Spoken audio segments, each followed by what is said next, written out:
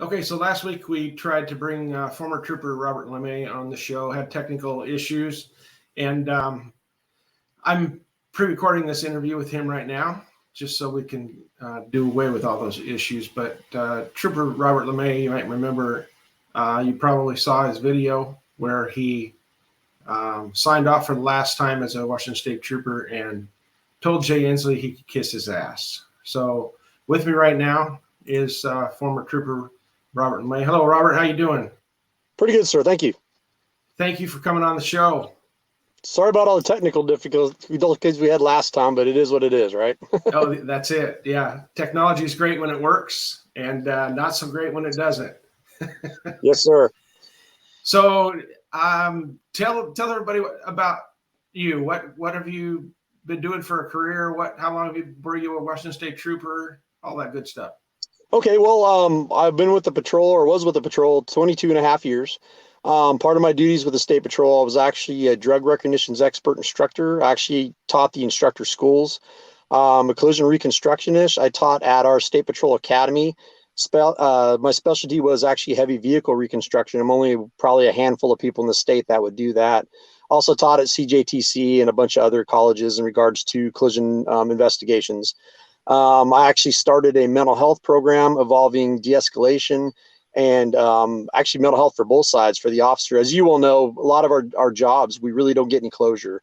So the program I started benefited the officer as well as the client, which would be anybody from somebody that's having a DUI to somebody that actually is having some mental health crisis at that time. The program I started actually was noted through the national ICP as well as NHTSA. And the state of Washington actually wanted to adopt that for all new troopers and present troopers that were working.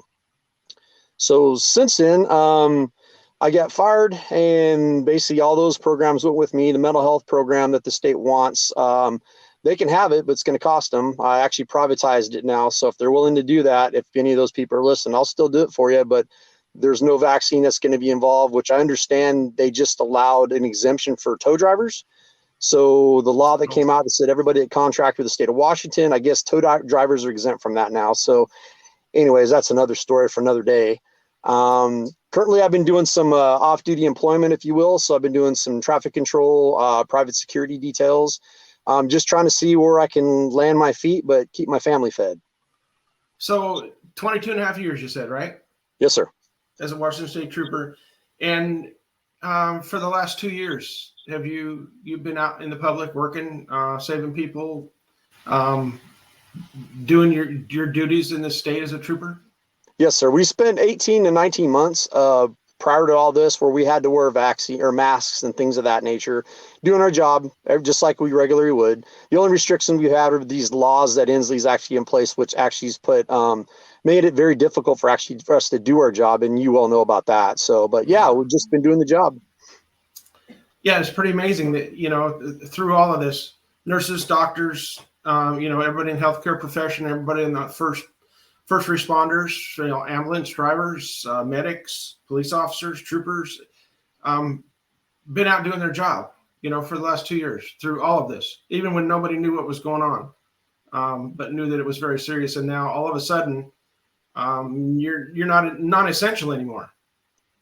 Yep, exactly right.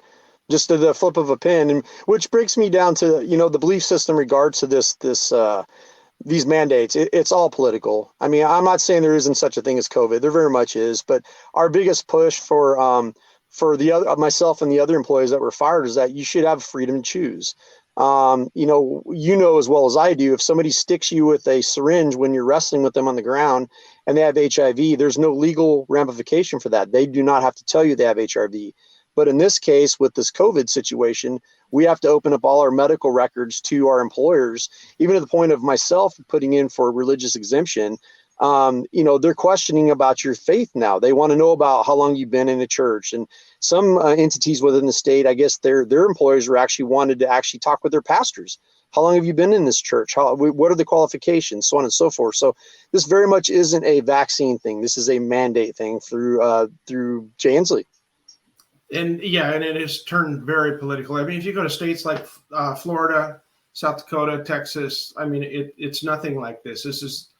it's basically, it's tyranny as far as I'm concerned. I mean, you have a person at the top, the governor's office, just acting like a dictator, not even asking the legislature for their input or even having a special session. You know, he's had his own little dictatorship here for the last couple of years. So, tell me what's the morale like at the State Patrol?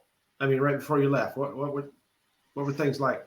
It was bad, and even to the point now. I mean, I still can't stay in contact. I'm currently at a bunch of us that got fired. We decided to have a little Thanksgiving feast for us, the families. So that's where I'm at now. The morale's terrible. The troops that have stayed, they said we're here long enough to find another job, which is another thing I've been challenging people to ask: is how many people are actually still leaving, even though they've had the vaccination. In Yakima, which is my APA. Guys are like, we're not even going to do our work. We'll show up for work. We'll answer calls, but we're not going to kill ourselves. We're not going out on a limb. It's really sad. And I've actually challenged these guys. It's like, hey, look, man, why stay here and be upset? Go somewhere else where they're actually going to love on you. They're going to pay you more, and it's less baloney. And they're just hanging out as long as they can right now. But yeah, morale is very, very bad. Not just with us, DOT, nurses, firefighters across the state. I've met tons of people across the state, even on the west side, Seattle and Bellevue. We've always said, well, it's their problem. Well, it's our problem too. And my biggest message for people is just, we have to unite. I don't care if you're a Democrat, Republican, Independent. We have to unite. If we keep doing down this road, it's tyranny. The governor actually is trying to find a job, in my opinion, under the Biden campaign. We just lost our Secretary of State. The governor now was in over for the greenhouse gas program they had over there, and I believe it was Scotland. Why is this sitting governor in Scotland is my first question. And also, who's paying for that? These are the concerns that I bring forth, which shows that, again, this is not a COVID issue. This has to do with, and it's not even a greenhouse gas issue. It's all about power and control. Yeah, and they seem to want more and more of it, right? Yes, sir. So wouldn't it be a wonderful state and a wonderful country if our elected public servants followed the rule of law and the Constitution, and actually did what they swore an oath to do, right? Amen to that. I've done a lot of contacts since this all started. I mean, I forgot how many talk shows. I've got 2 million, 3 million followers, something like that. But I'm working more now with politicians, and I'm very upfront with these guys. And I tell them straight up, I said, when you get into position, fantastic, but don't forget you work for us. Just like I was a troop, I work for the citizens of the state of Washington. The governor works for us. I don't care if you're in Congress, the Senate, wherever you're at, you work for us. And I think that's a good thing. We work locally with Autumn Torres. I'm good friends with them. Minuteman Coffee is another one. They understand that. So I have a lot of small businesses and local people that agree with that. And if we all stand up and unite and push good people into positions like yourself, that understand the Constitution, that understand that, and don't forget that you always work for us. We won't have the issues like Nancy Pelosi, who somebody said she's worth $350 million. She works for people. Nobody should be getting that wealth working for people. So it's a big fight we have going on, but we need good people like yourself to actually take the reins and hopefully change some things. Absolutely. Yeah. I mean, I kind of feel like this is I don't know, second round or third round or whatever, but back in 2018 when I stood up and said I wasn't going to enforce that anti-gun initiative, yep. It's kind of the same thing. People are standing up saying that, no, we're not doing this, and that's what more and more people need to learn is that word. No, I'm not doing it. And exactly. Just standing up for our rights, standing up for our country, standing up for our founding, and that's what I plan on doing in Congress. And it sounds like I just heard an endorsement from you. Is that correct? Oh, yeah. I endorsed you before, and I'll endorse you now. You know what we're talking That's about. Awesome. So that's the thing. I mean, and it goes back to party, too. I hear people say, I'm voting the party. Look, I don't care. I want the right people in there. I like a balance because there is checks and balances. That's what it's supposed to be like. But I want an honest person that's in there. Somebody that I can look in the eye and you can look me in the eye. We can talk and we can have a handshake. And that's kind of that's the way I was raised. But we need more people in there so we can get rid of the politician name or not, what you could call people. I mean, these are just people like you and me that are just wanting to fight the fight and do what's right for the citizens of the state of Washington or the United States government. Again, what we're doing in this state under Jay Inslee's reign, Biden's trying to do the same thing, and it's actually backfiring on him in regards to these mandates. Hopefully it comes back to Inslee, but the guy's a tyrant. He doesn't respect anything but himself. Talking with troops, and again, I work the inside. I understand. I know his security team. I know people that have dealt with him. He's a bully. He likes to push the buttons when it benefits him. And I'd be curious to see how much he's making. What's his bank account looking like now? Right. And speaking of Inslee, the chief of the state patrol works under him. He was ultimately your boss under the governor. Did he have your back? Did he have the other troopers' back? Did he stand up for the troopers? Absolutely not. John Batiste has been involved in the patrol for some time. And when he first came back, I highly respected the man. Long career, very respected. But I think he's got into politics now. If you look at John, he can't even wear a uniform. He can't even carry a gun. He's not fit for duty. He's had some medical conditions in the past, and I won't go into that. But my thing is that the governor's allowed him to control and to rein the state patrol because, the governor can control him. And there's been a lot of infighting going in within our agency. There's been a lot of good people that have actually left that could made some great changes in our agency, but they're killing our agency is what it boils down to. They've got into the woke culture. They've had somebody they hired now that says there's too many white officers, so we have to get other different type. How about just good quality officers? Let's start there. I don't care if you're white, green, black, or purple. We want the right people in the spots. And we're getting away from that. His own wife, from what I'm understanding, she actually posts things about how racist we are, and just it's disgusting. And when you start looking at a lot of the investigations that's been going on under the state patrol involving actually his son-in-law, and you guys could look that up too, Sean Carr. Those are things that the governor should be looking down and saying, okay, look, you've got too much publicity, which is not good publicity. We need to really change that focus. We need to fix something with that. And the governor's failed to do that. So in that case, I don't blame John Batiste. I blame the governor. He should be controlling the reins of what's going on, and he's not. And you look at the firefighters. I mean, you live Eastern Washington as well. The wildfires we have every year, it's poor management. And it goes on and on and on and on. He needs to go. And again, the chief of the state patrol needs to go as well. Yeah, it seems like they always make it about a person's sex, the color of their skin. It's ridiculous. If we're Americans, we're Americans. It doesn't matter. Anything else doesn't matter. It's just, are you a good person? I think it was Dr. Martin Luther King who said that, we need to judge people by their character, and not the color of their skin. And it's kind of weird that, this is Democrats now, which used to be the party of the KKK, right? And the party of segregation. Now, what are they doing again? They're segregating. They're dividing us by the color of our skin or by our sex. And it's ridiculous. We need to stand together as Americans and quit this division that the left is trying to force on us. Exactly right. Exactly right. Yeah, it really pisses me off, for a lack of a better term. Well, and that's what I bring up too, is, even supporting people, it's like we all have our belief systems. I'm a Christian conservative guy. I was raised in the Bible Belt down in Texas. I'm a Texas guy, but you do you. If you have a lifestyle that you choose, that as long as it's not evil, that's your business. That's between you and your maker. I have no problems with that. But at this fight right now, we have to all unite. I don't care, again, Democrats, independents. I've met a lot of Democrats that are like, this is not what we voted for. I feel you, brother. We need to unite and destroy what's going on right now, because if we don't, it's a disease across the country. As I talk to you, I've talked to multiple states that are having the same issues. They're like, something like Texas, for instance. Texas is going purple. Talking to Joe Pags the other day. And that's my home state. So this has been a science project for the state of Washington, but it's also a science project for the United States. And they're watching what's going on very closely. California, they're fighting. They're doing everything they can. There's a lot of good people, but they have a lot of money that's powering that.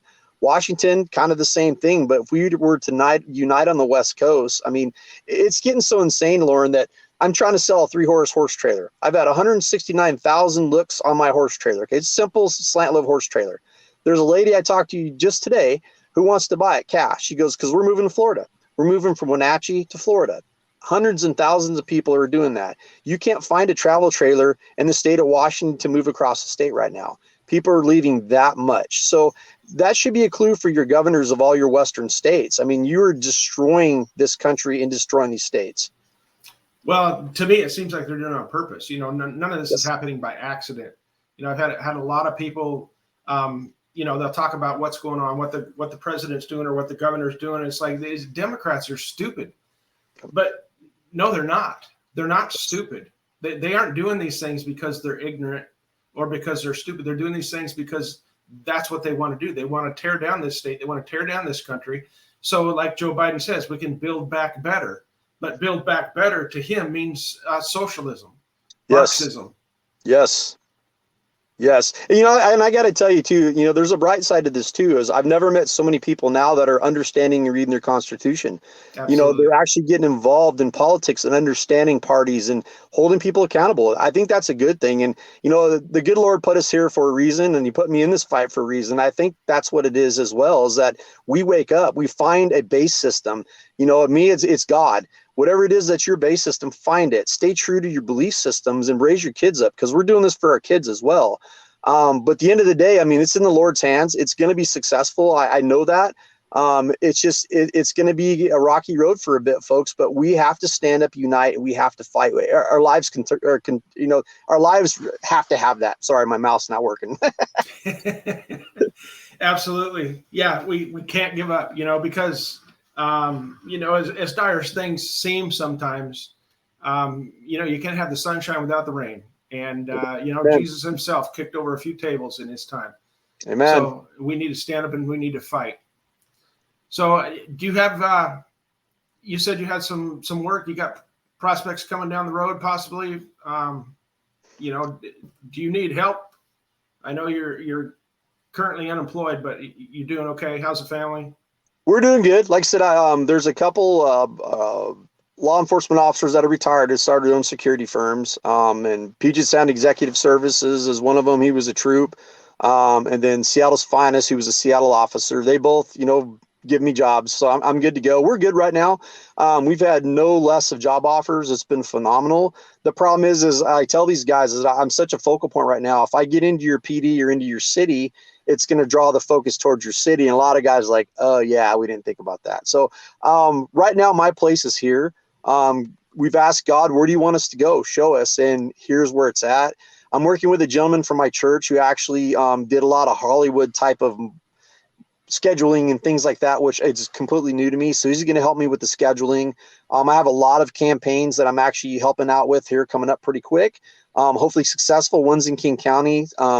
So hopefully we can get some changes within this state. But I'm just doing what I need to do. I mean, I'm in a battle. Good Lord's providing for us for right now, so we're good. When it's all said and done, yeah, maybe I'll need a job somewhere. But right now we're getting past. Awesome. Well, God bless you, Robert. I really appreciate you taking the stand. Because you're not just standing up for yourself. You're standing up for other people, and it emboldens other people when they see somebody take a stand that really affects their life, but they're doing what they feel is right, and so, God bless you for doing that. Thank you. And that's what's been keeping me going. If it was just me, it'd be like, something, but the support I've been getting for just people, I had like 300 friend requests one day on Facebook, and I'm really not a social media guy. I mean, just very generous, nice people throughout the country and throughout the world. I'm getting Australia, New Zealand, England, just all over the place, which is phenomenal. So I'm going to keep the fight up as long as people keep support me. And to your listeners too, I mean, if you have somebody running for an office or you want somebody to come talk in regards to this as a spark, if you will, I mean, reach out to me. I'll be glad to do that as best I can. Again, I'm still trying to do sideline work. So I do these interviews and I go back to work and vice versa. But again, it's not just me. It's all of us. We have to stand up. We have to unite. And I kind of correlate it to Texans. I mean, if you piss off one Texan, you piss off all the Texans. Washington needs to get that way. Typically, it's always been an Eastern Washington or it's a Western Washington. We can't be that way anymore, guys. We have to unite as a state and we have to fight this. Just to let you know, as a side note, I lived in Texas for 6 months, so I kind of feel like I'm an adopted child. So God bless Texas, right? Amen, sir. Amen. Okay, Robert. Well, I really appreciate you coming on, and stay strong, and we'll all be praying for you. Yes, sir. Thank you, my sir. Have a good day. All right. Take care.